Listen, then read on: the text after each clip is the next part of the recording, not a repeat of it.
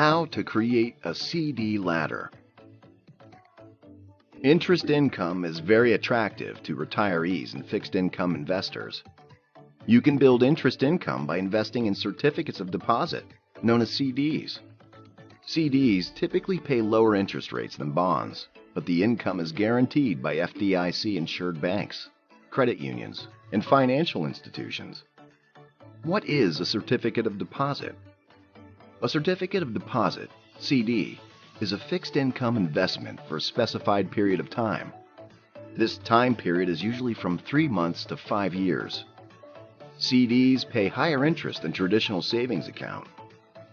The longer the time period you invest, the higher the interest rate.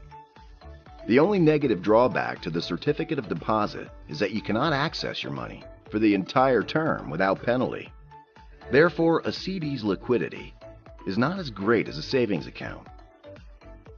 A popular method of investing is CD laddering. A CD ladder is a collection of CDs with different terms, bought at regular intervals. The goal is to have CDs mature at regular intervals. This approach allows you to have a CD that's maturing every year, while still allowing the individual investor to take advantage of longer-term interest rates. An example of this would be buying the following certificates of deposit. If you invested $2,000 in the following 5 CDs with the corresponding interest rates. 1-year CD, interest rate 1.30%, amount $500. 2-year CD, interest rate 1.60%, amount $500. 3-year CD, 1.80% interest rate, amount $500. 4-year CD, 2% interest rate, amount $500. 5-year CD, interest rate 2.40%, amount $500. These are examples of interest rates you can get right now at many financial institutions. Year 1.